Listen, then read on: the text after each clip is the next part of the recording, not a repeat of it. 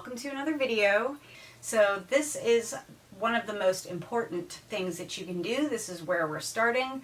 You know, the other two activities were more just kind of meeting the puppy, getting the puppy a little comfortable, seeing if you can encourage the puppy to play. And now we're going to actually do something a little bit annoying.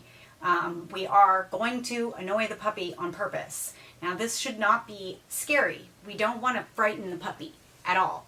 We just want to do something that's a little bit annoying, and we want to see how the puppy responds. Is this a patient puppy? Is this a tolerant puppy? Is this an aggressive or assertive puppy? What do they do? Do they panic? Do they freak out? So we are going to hold some hands. We're going to do some hand holding. So what you're going to do while you're playing with the puppy, hopefully getting the puppy to either give you kisses or chew on you, you're just going to pick up the puppy's feet. See how the puppy reacts to having their feet held. Most dogs just don't like having their feet touched. Even if they are handled from birth and they have their feet kind of rubbed all over from birth, they still generally just don't want their feet touched. I'm sure it's just that's their foot and they need it, so they don't really want you to have it, and probably puts them off balance.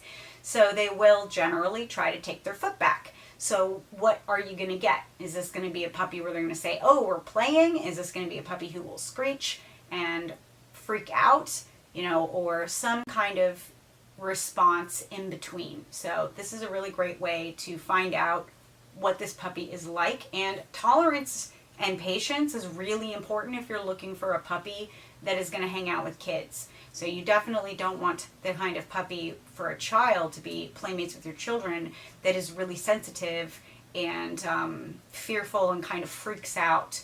Whereas it's much better to have a puppy that also doesn't just immediately attack you and start biting and going crazy when you do something like that as well. You're really going to look for a response that's more in the middle, where the puppy looks irritated. You want to look for the expression on the face that kind of says, this is annoying, why are you doing this? But it's sort of that expression of tolerance. You want to see like patience on the puppy's face, like, I don't know why you're doing that, but I'm going to tolerate it.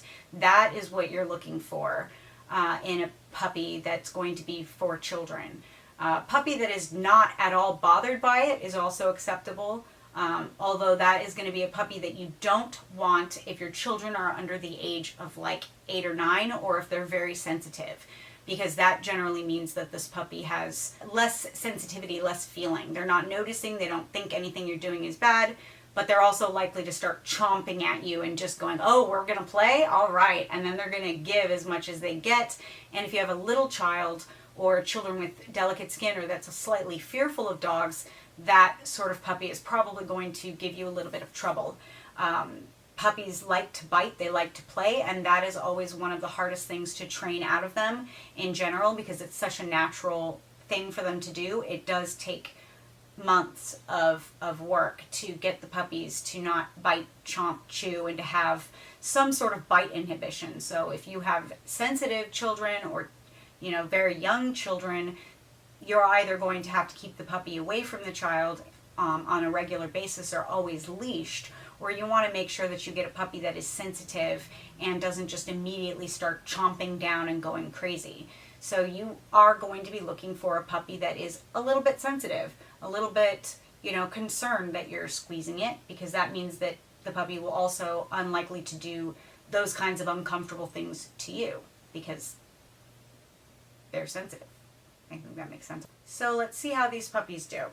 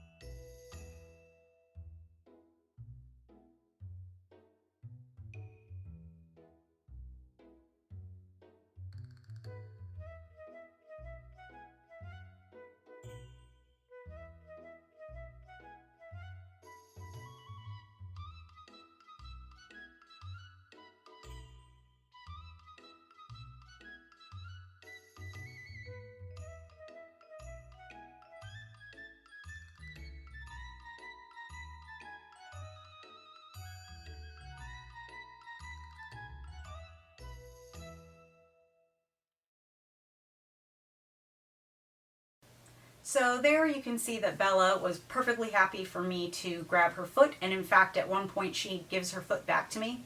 She takes it away and gives it back. So she just sees this as a game. She's not irritated by it. She's also not enthusiastically biting me. She's not biting me like crazy. So this is a very good sign. I think a very, very good response, the kind of response that I personally like seeing when you do something irritating like this. She just didn't seem super bothered and super annoyed, and she was happy to play with me.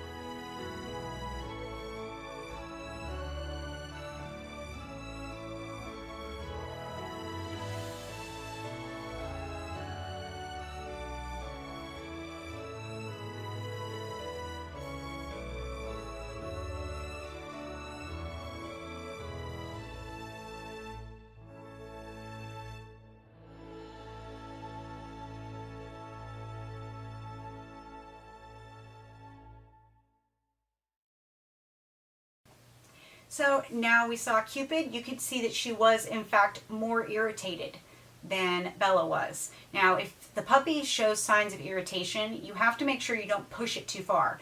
You don't want to annoy the puppy so much that the puppy doesn't want to hang out with you, right? You don't want to, irritate the puppy and have the puppy think, I don't want to be around this person, and then refuse to engage with you. You want to make sure that you're, a little bit annoying and a little bit harassing, but you're not actually making this a negative experience for the puppy overall. So you can see here, you can look at the expression on her face. She's definitely looking at me like, why are you doing that? She doesn't particularly like it, and so I don't do it as much as I did, say, with Bella. And you can also see with Cupid that despite her irritation, she's definitely being patient. And so that is a very good sign. That's something that I like to see. So very good. And also you'll notice that another thing that you really want to see, that you like to see, is the attempt at communication. So if the puppy doesn't like something that you're doing, it's always a really nice sign when the puppy looks at you and tries to make eye contact with you, essentially in an attempt to communicate with you, hey, stop it. But that's always very helpful. A dog that is interested in communication is generally a dog that is nice to train. So that's helpful, and also something that you might want to look for while you're doing this.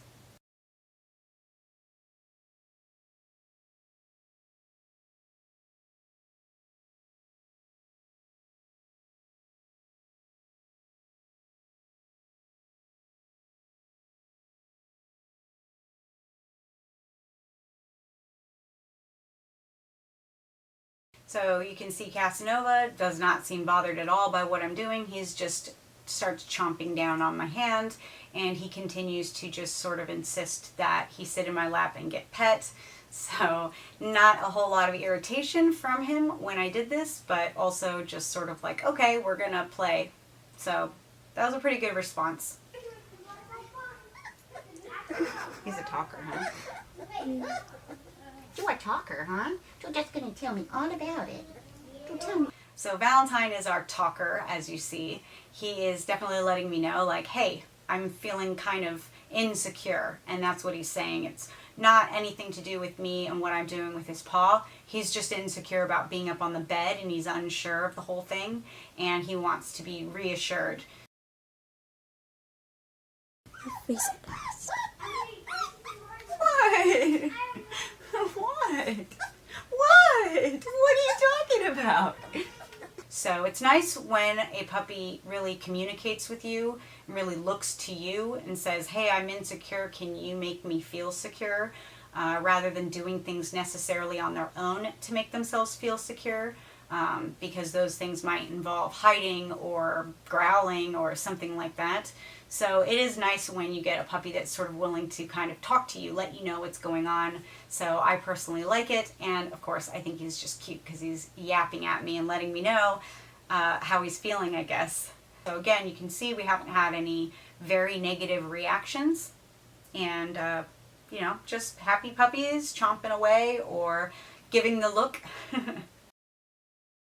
So now we've got Chai, and you can see that he's a pretty tolerant puppy, and he's also a little more sturdy. He's very comfortable. He's probably the most secure up here of all the puppies, so I didn't hesitate to sort of grab onto his little paw and really hold it.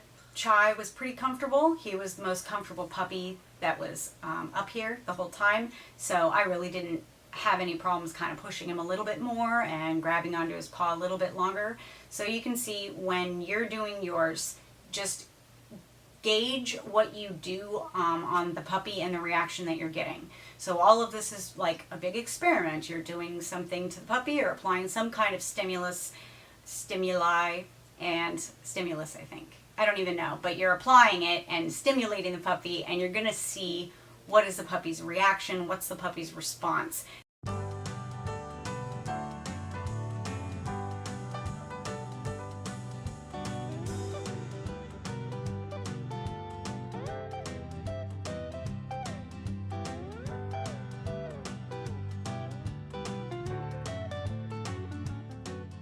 Doesn't panic, he just kind of pulls his foot out and then pulls his foot out again. So very nice, measured, patient response. So again, something that we do like to see.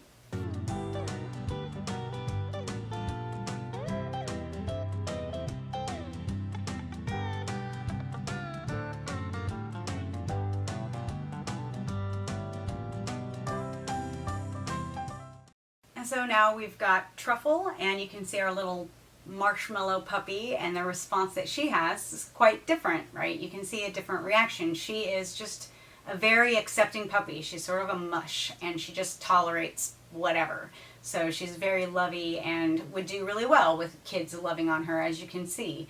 You know, she just lets me do pretty much whatever. She doesn't seem to be stressed about it, and she doesn't seem to be anxious to get away. You know, she just sort of is like, okay, this is what we're doing.